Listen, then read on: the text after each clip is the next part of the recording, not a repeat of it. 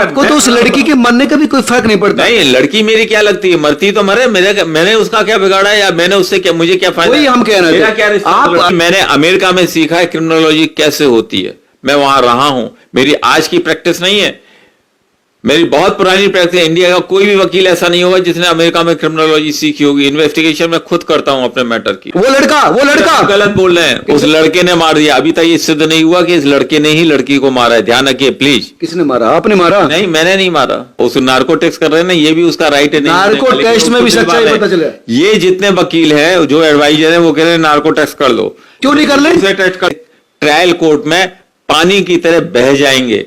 मैं ऐसा बहाऊंगा, ऐसी धज्जियां उड़ाऊंगा इन सब की कि भौचक के रह जाएंगे पुलिस वाले भी और सारे पूरी दुनिया। दोस्तों, श्रद्धा वाकर केस में तमाम कोशिश कर रही है पुलिस पुख्ता सबूतों को हासिल करने की। सबूत नहीं आ रहे, पॉलीग्राफी, नार्को टेस्ट किया जा रहा है, लेकिन जो सबूत है और सबसे मजबूत सबूत है वो है 2020 का श्रद्धा का खुद का लिखा हुआ वो लेटर, जिसमें उसने पुलिस को लिखा था कि आफताब लगातार उसको पीटता है, काट कर मारकर फेंकने की धमकी देता है, मुझे इससे जान का खतरा है, अगर मुझे कुछ होता है तो यही उसका जिम्मेदार होगा, मैं इसके साथ रहना नहीं चाहती। इसके मां बाप को भी सब कुछ पता है। और करीब 2 साल बाद यही हुआ जो आशंका उस लड़की ने अपने लेटर में लिखी थी। आफताब ने उस लड़की को काटकर फेंक दिया, खत्म कर दिया। यह लेटर अपने आप में सबसे मजबूत सबूत होने जा रहा है। तमाम विशेषज्ञ इस बात पर एक मत है कि यह लेटर एकाट तथ्य है, मरने से पहले का जो बयान इसको समझा जाएगा, और यह लेटर ही सफिशिएंट है इस लड़की को न्याय दिलाने के लिए और आफताब को उसके की सजा दिलाने के लिए। फांसी हो, उम्र कैद हो या कुछ भी हो, लेकिन सबूत एकाट है।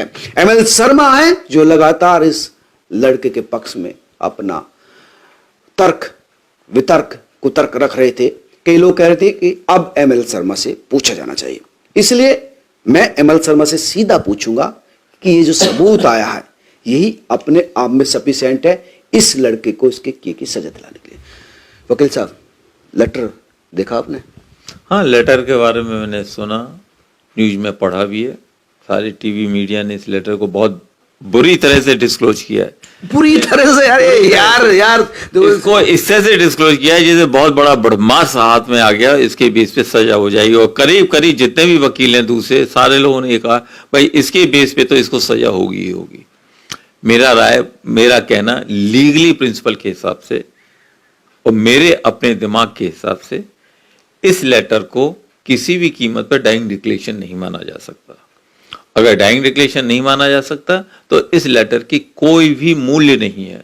आफताब को अगर मैं खड़ा होता हूं ट्रायल के अंदर, कोई भी सजा इस लेटर की वजह से नहीं होने दूंगा। डाइंग डिक्लेरेशन क्यों नहीं माना जाता? जब 2 साल पहले उसने कह दिया कि मुझे अगर कुछ होता है तो ये जिम्मेदार है, मुझे ये पीटता है, काटकर फेंक देने की धमकी देता है। आप समझिए, लाइक डिक्लेरेशन नहीं मानिए आप, लेकिन ये लेटर अपने आप में ये बताने के लिए सफिशिएंट एविडेंस है कि लड़का लगातार उस लड़की को मानसिक रूप से टॉर्चर करता था, पीटता था, और वो लड़की ने कहा था कि मैं इसके साथ रहना नहीं चाहती, लेकिन ये लगातार मुझे ब्लैकमेल करता है, मुझे पुलिस तक आने में भी डर लगता है। ये अपने आप में सब कुछ इस व्यक्ति की मानसिकता को खोल के रख देता है कि किस तरह से इस लड़की का ये शोषण कर रहा था और वो लड़की कितनी डरी में। जब मैं खड़ा होऊंगा तो इस लेटर को किस तरह से लिया जाता है? आप खड़े होंगे या लेटे होंगे, विषय वो नहीं है। मुझे ये बताइए कि ये सब ये सबूत नहीं है।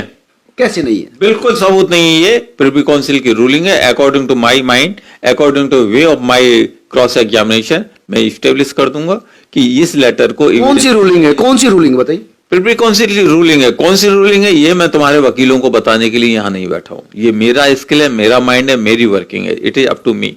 अगर मैं आता हूं तो हाल फिलहाल के मामले तो लंबे समय से मैं भी देख रहा हूं, ऐसा तो कोई केस मेरे सामने नहीं आया कि कोई लड़की इस तरह से मर्डर हो गई हो और उसने कोई इस तरह का लेटर लिया हो और कोर्ट ने उसको कंसीडर ना किया हो। आपको क्या पता, हजारों केस हो चुके हैं वर्ल्ड में, किस जगह कहां। वर्ल्ड की नहीं, इंडिया की बात कर रहा हूं। इंडिया के अंदर भी न्याय चलता है, एविडेंस चलता है। एविडेंस एक्ट हमारा 100 साल पुराना है।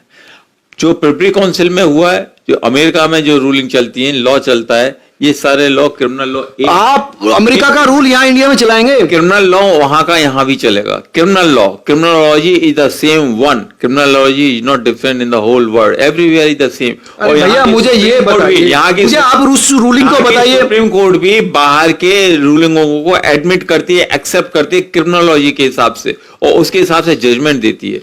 अगर ये है तो जो लॉ, जो रूलिंग मेरे पास है, उसके हिसाब से इस लेटर की कोई वैल्यू नहीं। कौन सी रूलिंग है आपके पास? ये मैं नहीं बताऊंगा। मैं क्यों बताऊं? मैं तो आपके तर्क हम स्वीकार